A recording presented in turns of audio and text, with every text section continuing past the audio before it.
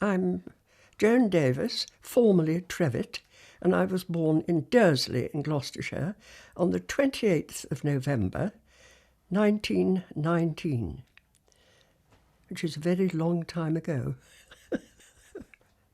Well, I lived in Yate at the Swan Inn. I lived there for many years with my grandparents. Yate is very sparsely populated. I think most of us seem to know each other, and it was extremely agricultural.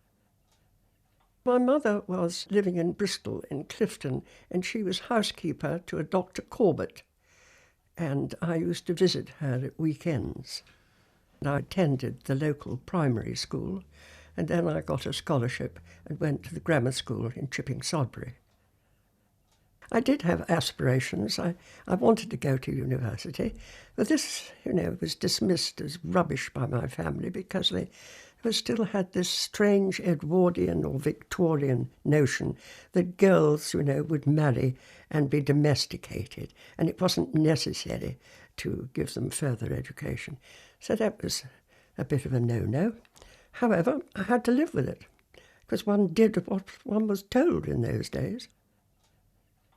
My escape happened in 1938 when we noticed a lot of posters going up, and there were messages on the radio asking girls to join the ATS, that's the Army, or the WAAF, the Women's Auxiliary Air Force, the Air Force.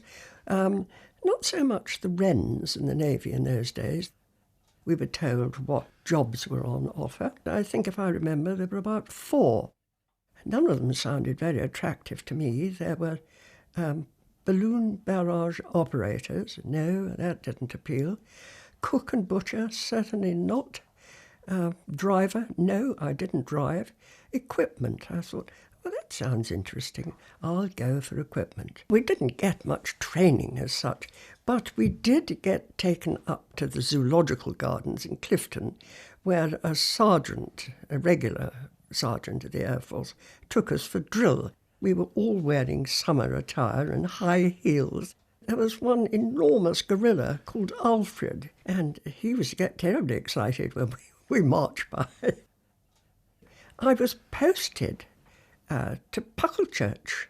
I said, I'm not going to Pucklechurch. I said, I've joined the Air Force to go off. I said, not just down the road to Pucklechurch, throw my name back in the hat again. I think it was on my birthday. I had my posting papers to RAF Calshot on the south coast. There was no uniform available whatsoever, and war broke out. So we had blue skirts made by the local dressmaker, and we bought a blue raincoat, and we had a navy blue beret, and the only item of RAF equipment was the badge which went on it.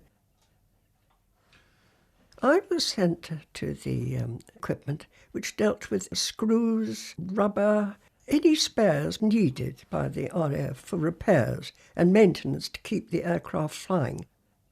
4 of us were employed there, and we travelled daily from the top camp to the bottom on a little train.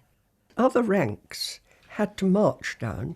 Only officers and non-commissioned officers and WAAF were allowed on the train. It was the phony war. Nothing seemed to happen.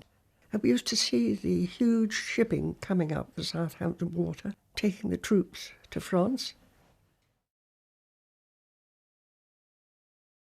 One day, we happened to look out, and we couldn't understand.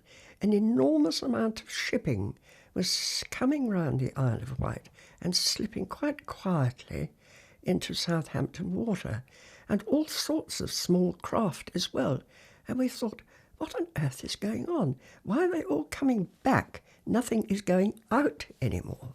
Well, it soon became evident because our squadron leader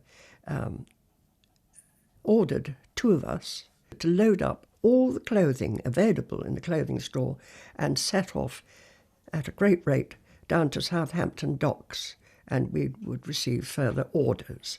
So when we got there, we were sent up into a large room, and then quite suddenly all these troops soldiers came in one by one. And my goodness, what a shocking sight they were. I mean, half of them were naked, covered in oil, smelling disgustingly, and a smell of wet khaki and wet leather, where they threw all their belongings on the floor. And the odd photograph would escape, which looked, quite sad.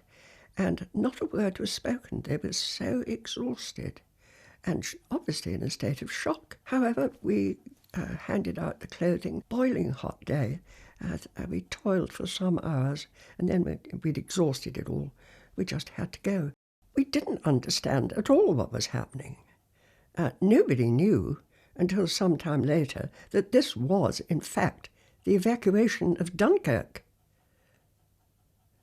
To us, they looked just like shipwrecked.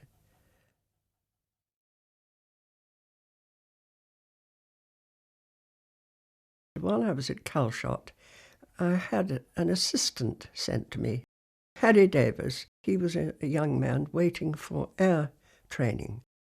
We became quite attached to each other. We used to go into Southampton when we had time off, and we'd go to the cinema, and we'd go to a place called the Bungalow Cafe and have tea in the afternoon.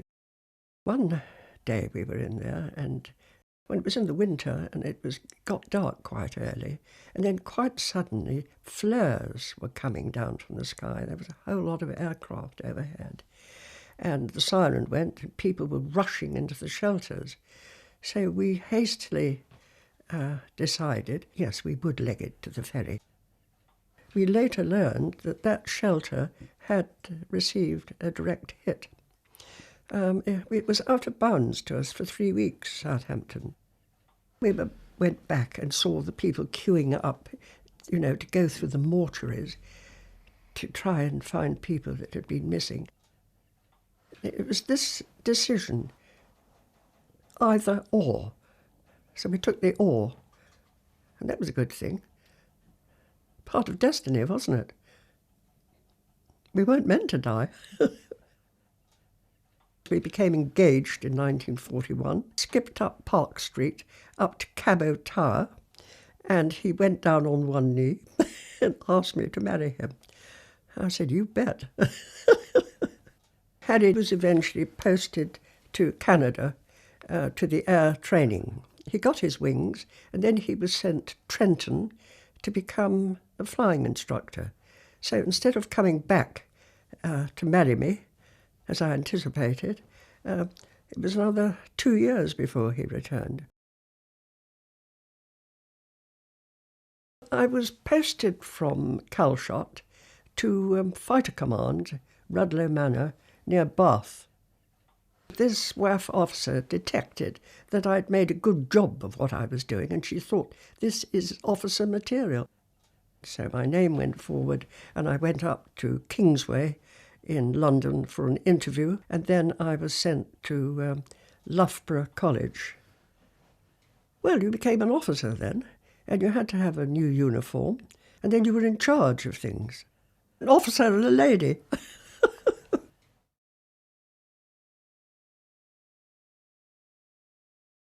I was billeted in Andover, and I was woken up very early in the morning by Norma, my bellator, and she said, wake up, your fiancé's downstairs. And there he was, because we'd already had the bands called for our wedding. And I said, next Monday. And I said, no, we can't possibly do it on Monday, we haven't got time. I said, we'll make it Tuesday. So at 12 o'clock on Tuesday, the 3rd of October, we were married at St Mary's Church, Yate. Most of my friends were away in the various armed forces, many of whom I never saw again, which was rather sad. He was posted to a Mosquito squadron, 82 squadron, and eventually he flew out to India. And of course he also flew down to Andover and dive-bombed over the house, and I know my squadron leader said to me, do ask him to walk up the drive in the usual fashion, will you?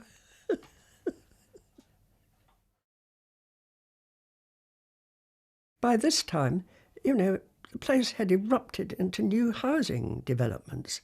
I mean, It was quite a built-up area, quite different, and it wasn't agriculture anymore. Farms had been sold and houses built over them. It was quite different. Everything changed anyway during the war, didn't it? It just moved on.